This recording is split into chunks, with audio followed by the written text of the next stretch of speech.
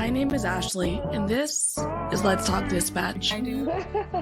You're gonna do it. Do it really well. And I believe the world needs more dispatchers. Around in the mud, blood, and plus beer. years that I'm not working 4th of July. 4th of July. Say community policing, right? What about community dispatching? So on this show, with the help of my guests, we will educate, empower, and support the heroes behind the headset. Hello, everybody. Welcome back to another episode here on Let's Talk Dispatch with me, Ashley, the Raspy Dispatcher. Hope everyone is doing well. I just had a thought yesterday. I had to take my car in to get its maintenance, and I feel like I have a slow leak in one of my tires. So I was like, you guys should check that out too. And I had to look at the appointments to schedule, and I feel like there's always this debate when you work graveyards on your day off. It's like, do I make an early appointment so I can go get this thing done and have my day? Because for the last 4 days of my work week, I haven't had, my day because I've been sleeping all day. Or do I acknowledge the fact that I need sleep and I make it a later appointment and possibly be without my car for a day? The struggles of working graveyard, I'm sure. I wonder if, for the folks who are listening and do work nights, are you the type who flip-flop back and forth to regular schedule on your days off? Or do you remain a graveyarder 24/7, 7 days a week? I do a little flip-flopping, but tend to stay up a little later. But it's always a struggle trying to adapt back to everyday folks' regular timing just to get things done, like getting your car worked on. So for today, our guest is the Chief Strategy Officer of PeerConnect app, an innovative platform designed to support mental health and peer connections. Nick brings a unique perspective to our conversation, not only through his professional role, but also through his personal connection to emergency services. His wife is actually a dispatcher, so Nick knows a thing or two about the amazing hard work that dispatchers are doing daily. I'm going to bring Nick on now. Hi, Nick. Hey, how are you? I am good. How are you? I'm doing very well. I was off last week, and of course, this week hit me like a ton of bricks, but we're ready to go. Hey, it's always good to take some time off. I always debate when we do signups, because I'm sure your wife probably has to sign up a year in advance or whatever their department does. Is when you're debating taking that time off, I feel like we're always wanting to plan a big trip, like where am I gonna go? But also sometimes it's okay just to take the time off and not go anywhere. Yeah, actually, that's funny that you say that, because this was a big trip for a milestone birthday for her that she didn't know we were going on. So I had to talk to her bosses to get the time off. And she was wondering why do I have no shift scheduled next week? So it all worked out. It was really good. Look, if I show up and my schedule is just clear, I'm gonna be like, I'm not gonna ask no questions. I'm just not. I won't. I'm just like, I don't know, honey. I'm here. I'm here this week. Yeah. Well, that's amazing. I'm sure she enjoyed it. You guys had a good time. We had a great time. Yeah, there were 3 couples. We surprised her with a trip to Portugal. We've never been to Europe. It was a lifelong dream. I won't say how old she is, but the number ends with a something 0. So yeah, so we were able to surprise her and oh my take her over gosh, there. It's awesome. so cool. And I mean, honestly, it probably speaks volumes to the center she's working at, right? Making that happen, working with you. Not all centers are built the same. So Right. I think that's awesome. You were able to get that done for her. Yeah. It took a lot of hiding emails and trying to figure out how to not get it done. Somehow it was a miracle. We kept it a secret right to the end. So cool. Well, tell us a little bit about yourself and your experience, working with folks in public safety and how you got involved in all this. Yeah, so I have a pretty big variety in my life in terms of background. I went to school, trained to be a teacher, and then worked with a lot of immigration and settlement departments. And then I landed in a software development company. doing kind of some designs and some requirements gathering. And this is a long time ago now, 2011, I think. And so we were just building systems for large industrial clients, nothing to do with first responders, but health and safety systems, dashboards, things like that. And how the first responder side and how PeerConnect kind of came about was in 2018. So our local EMS service came to us as a software company just through some mutual connections, and they were looking for a way to be a little bit more process-based and proactive when it came to their peer support team. So they had a large staff, a good peer support team, but they're all kind of just waiting by the phone, as is common. And they said, well, what if we could be more proactive? We could put people on different schedules. We can make sure no one went too long without getting a check-in. And we could also allow people to kind of curate or pre-approve who's on their team, who's going to respond to them. If, there's a serious call that we need some follow-up, or it's just a regularly scheduled kind of thing. So we thought that was really cool. We kind of dove headfirst into the whole scene. And this is 2018. So actually my wife wasn't even yet a dispatcher. She went into the field after this, even learning about all this stuff, which is pretty neat. So kind of came full circle there. So we launched with that group, and took about a year to build it. The first version launched with that group in 2019. And it was just basically pro bono, one-off. We thought this would be a great thing to do for our local first responders. And it just kind of snowballed from there as more and more groups heard about it. So that's kind of the quick backstory. We started with a little development team, I think there was 4 or 5 of us at the time. And we've grown a bit since then, but just constantly updating and improving the app. It's amazing. And I mean, I think it speaks to dispatch, and like we work with a lot of vendors, right? Like we have a lot of different logins, different softwares, different things we utilize. And I think just this coming from basically someone who potentially is a customer, right? Like giving feedback, asking for something that's specific to their needs, which, as you have seen, is very similar to many departments' needs in this area of peer connection, peer connecting, checking on each other. Yeah. So having that good communication with our vendors creates awesome products, Yeah. And I think we as a team, we came in pretty wide-eyed and open to just understanding, okay, what do they need to do? What is this whole, we are strongly focused on peer support. We have resources, we have other parts of the system, but the peer support management side is big, and that's what they were looking for. So I guess we didn't come in with too many preconceived notions, and we were just kind of listening. And then, like you mentioned, as more and more groups came on board, they said, well, this is how we run our program. And we quickly learned, or we quickly made the decision to be almost agnostic, not to tell people, oh, that's not right. Like group A over here does it this way. We just said, no, we'll put another switch. We'll put another option in there for you, and you run your program that you've been running for 20 years how you want it. Use this system to manage it. So in that sense, it has really allowed a lot of different groups, different styles to use the program. So, some groups have, they pass around a cell phone. That's who coordinates the peer support team. Some put the names and phone numbers on every wall and bulletin board. Some have a 1-800 hotline. So the system kind of accommodates and integrates all those ways of doing things. And we don't say, hey, that's right, that's wrong. We say, okay, how can we make your peer support team and coordinator and wellness program more efficient and just more available? Very cool. And I've been playing in the app a bit. You guys have given me access, so Raspy Dispatcher is going to be on there in a very cool way. Tell us a little bit about the app in its entirety, like all the cool resources you folks have on there, and kind of what you're trying to create with the platform, not just for the folks who are running the peer support team, but for the folks who have access to the app as those who need the peer support.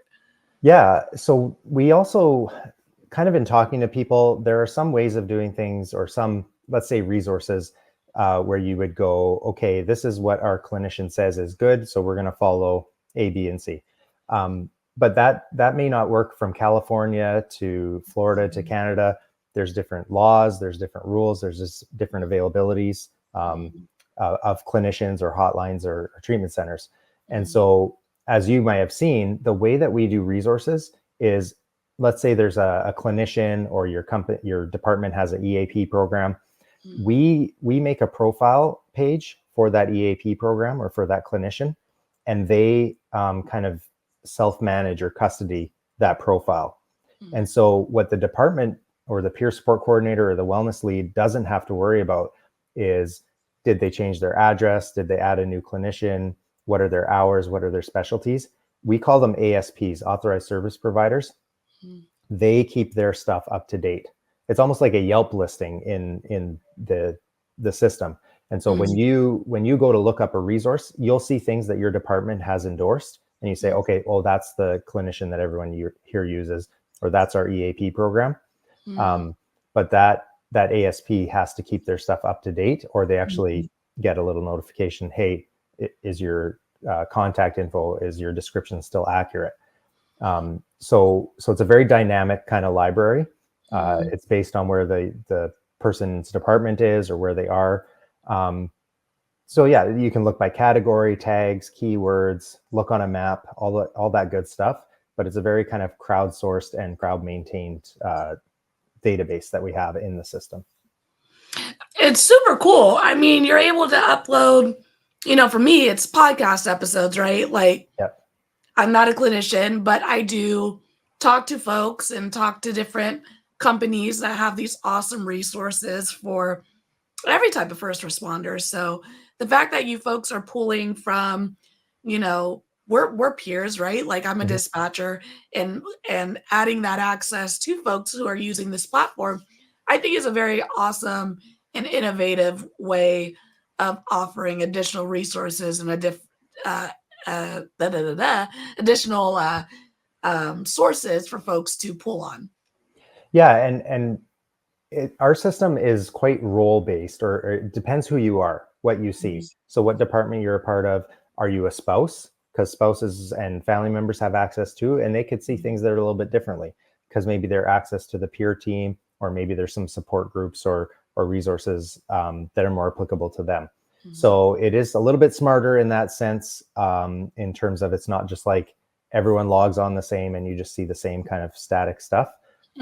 It is based on who you are. That being said, obviously there's a lot of concerns with privacy, confidentiality, remaining anonymous. And so we kind of manage all those aspects as well. But for the end user, what we want is for them to have relevant, up-to-date information and access to the supports they have, without having to kind of comb through everything and think, okay, is this for me? Is this applicable? For example, we have a lot of groups that have started to work together, multiple departments going in the system together, but it still allows, if I am a firefighter or an officer or a dispatcher at this department, those things from my department will show up first, but then I'll have access to those other departments' resources as well. So we have these consortiums building, even across geographies, but also across disciplines in the first responder world, which has been really neat to see. Very cool. And I know we talked about it a little bit in the beginning, where you said that they requested this kind of ability to customize the folks' peer support team. And I know for the user, for the person who's logging on looking for resources, do they have the ability to customize that team, or is it just the folks running the peer support team? No, yeah, that came up pretty early on, and something we wouldn't have even thought about at the beginning. But I think it was the third or fourth group said, our peer support team is good, but there's some strong personalities in there. And some people, we have this great system now that's like prompting, hey, it's almost like a ticketing system, right? This person's due, or this person attended or took a bad call. We want them followed up with. But the feedback was, well, I don't want that peer support. Even though they're trained, even though they're peer support, I'm not necessarily comfortable with that person if they're the one checking in on me after. So what each individual can do, let's say your department has 20 peer supports. You look at that list of 20 in the app, and you can see a little bio about each one. You know, hey, I've worked here 12 years. I've got this kind of training, whatever. Mm-hmm. But you can say, you know what, that Nick guy, I don't really trust him, or his wife's also a dispatcher and she's gonna gossip or something. You can remove that person from your secret individualized team. So maybe out of the 20 peer supports, you've left 14 on your team, and those 14 are the only ones that will be tagged or notified when you're due for a check-in. So even the coordinator can't see who's on anyone else's team. It's totally private for each person. And so that just allows a little bit more of a control and comfort level, while still not solely relying on the individual to reach out themselves. Now they can do that. They can push a button. It'll notify people on their team that, you know, hey, Nick pushed his button. He's looking for a phone call. It's almost like a paging system. But let's say a company says, we want everyone to get checked in on once a year. Well, if I haven't pushed my button, no one recommends me, you know, a year goes by, my name's just going to pop up, but it's only going to go to people that I've pre-approved. I think that's such a cool system, because I think half the issue with peer support or getting help is feeling comfortable to do so, right? Like feeling knowledgeable about the resource that's there, having the information, not having to work too hard for it, you know, because if it gets too hard, we're probably not going to do it, because it's already hard enough trying to make the phone call, right? So just the fact that you're able to customize who you're reaching out to and who can reach out to you without them knowing that you're not comfortable with it. I mean, maybe they do know, but they don't need to know that every time you uncheck someone. So creating that anonymous wall where you can kind of filter that support, I think is amazing. Yeah, actually. And one of the things you just said kind of it prompted something else. And what we do is, let's say your department has 200 people. Everyone gets an email invite. Everyone is preloaded into the system. So you were mentioning, like, we don't want to make it difficult for people to get support. We also don't want to make it so that, let's say you take a bad call and, you know, your organization says, well, if a call's like this, we want that person to be checked in on. We don't want to have to wait for you to download an app, register and everything just to be able to be checked in on. We want to remove those barriers.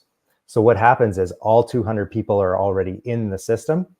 Some of them most likely will never open it. They'll never download it. They'll say, that's not for me, or whatever. I'll check it out if I need it. But because they exist as an employee, as a person, they can still be on those proactive timers. They can still be recommended. They won't have like set their preferences and stuff, obviously, because they've never even touched the system. But maybe, you know, even just in that, maybe they're getting a phone call every 6 months. Hey, how's it going? And they might not even know that PeerConnect is kind of powering that schedule.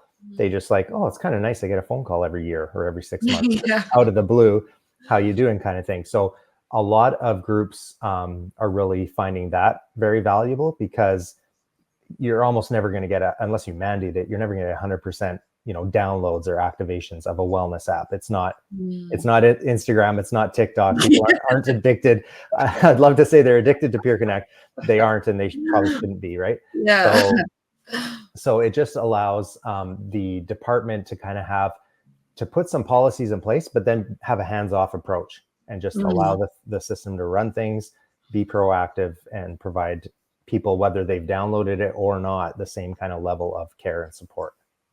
Yeah, that's a great point. I mean, we all know our especially in the first responder world, our employers sure do have our home line, our personal line, our line we didn't tell them about, because if someone did call off, they're going to come get us. So it makes sense that even if, like me as a employee, don't want to download that app, that I'm still in the system. They still at least have a phone number for me to be able to facilitate those touches, if you will, you know, once every 6 months, once every year, whatever that department chooses it to be. Because, and again, like making the phone call as the person needing help is the hardest part.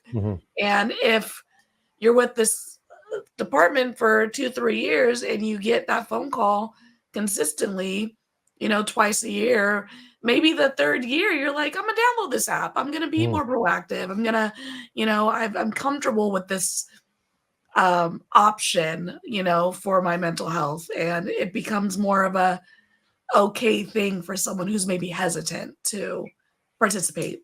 Yeah, and actually, we have had a couple really cool stories about that where an individual may or may not have downloaded the app, but they received that call, and maybe at that time or maybe later, they have come back and said, you know what, I appreciated that call, and I'm actually, maybe in a spot where I need some assistance. So they called that peer support back, and because they had a good conversation, right? And they Mhm. probably wouldn't have if they had to wait, if they had to make the first move. Yeah.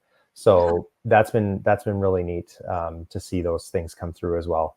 Mhm. We had one like that pretty early on, and it kind of gave everyone kind of, oh yeah, no, this is a really cool and good thing that we're trying to build here. So let's just Yeah. keep going. Yeah, like we're on the right path. Like this is it. Yeah. Um, and I do think that the idea of like this kind of call coming through, triggering some kind of response, because I think especially at these agencies where um high violent crime is so frequent, Mm.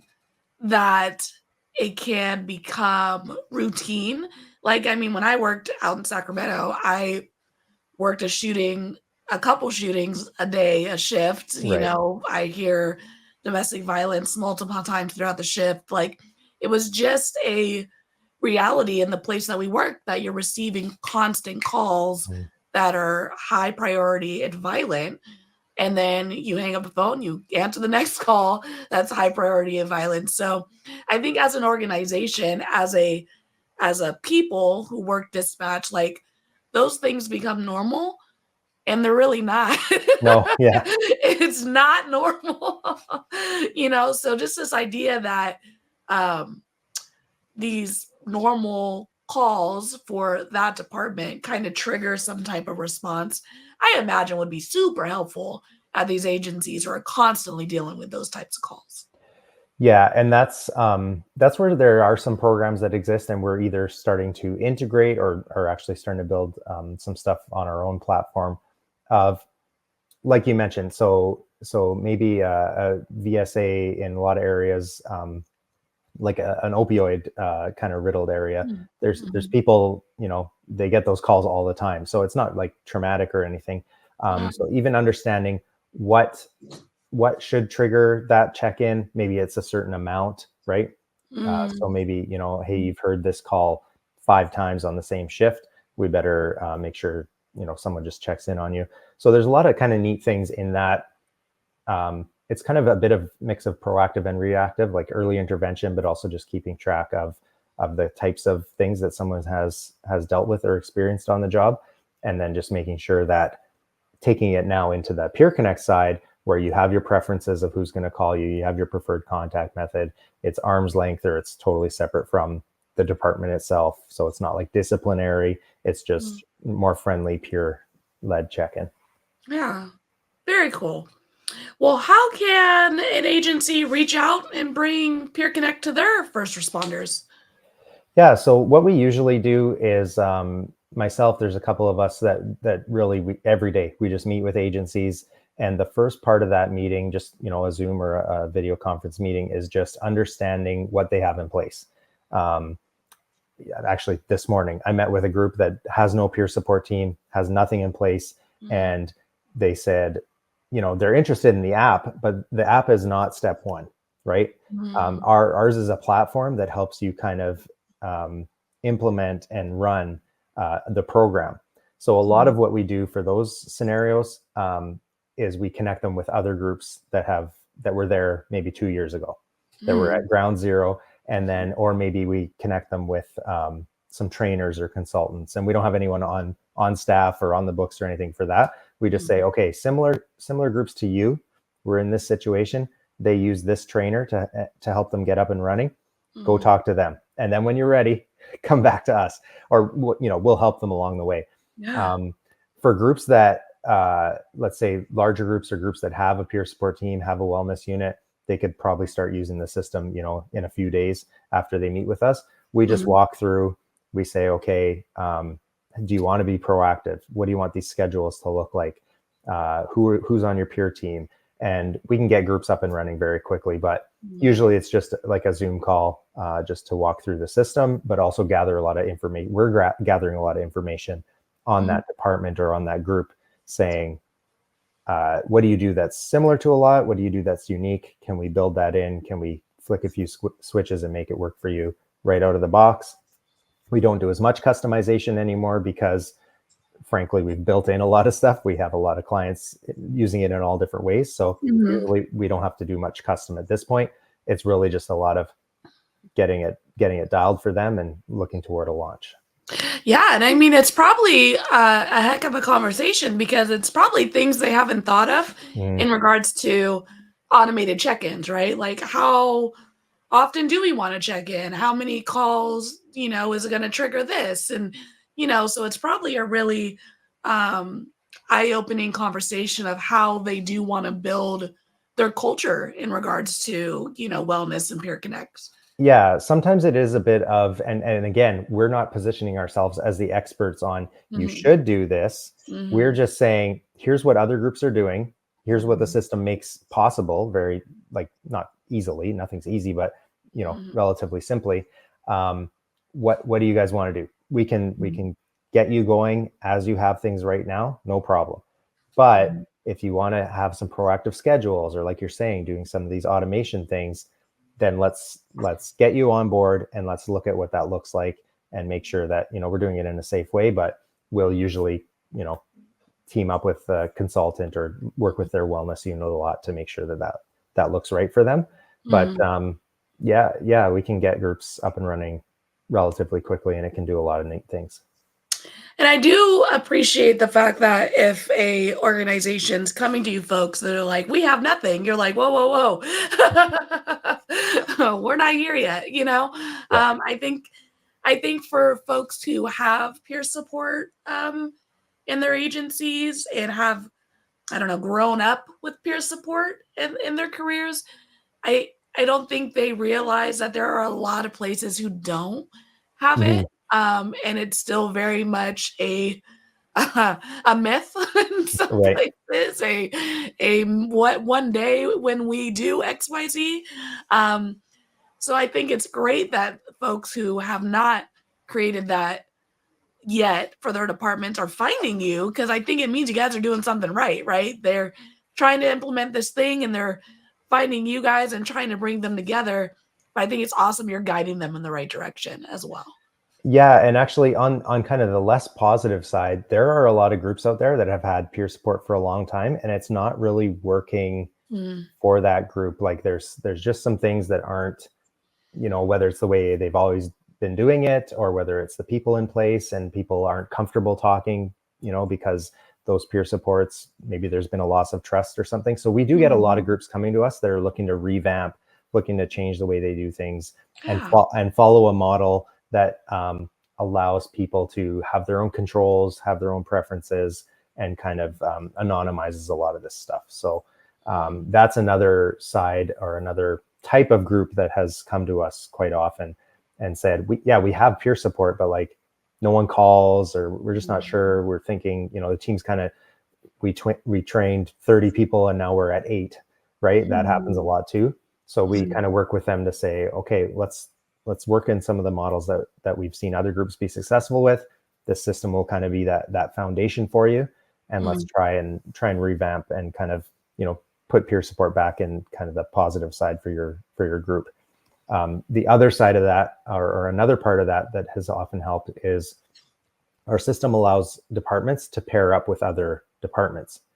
So in Washington, we have quite a few groups that are sharing peer support teams across. In Minnesota, we have a lot of, I think we're at 6 kind of suburban police departments that are sharing peer support teams across. So even if I am a little bit concerned or hesitant to talk to peer support in my agency, because maybe it's small and I haven't had the greatest experience in the past, now I have the option of reaching out to these other teams. I can still curate who's from those teams, but maybe they're a county away, or I don't work with them day to day. They're still peer supports. They're still dispatchers or law enforcement or whatever.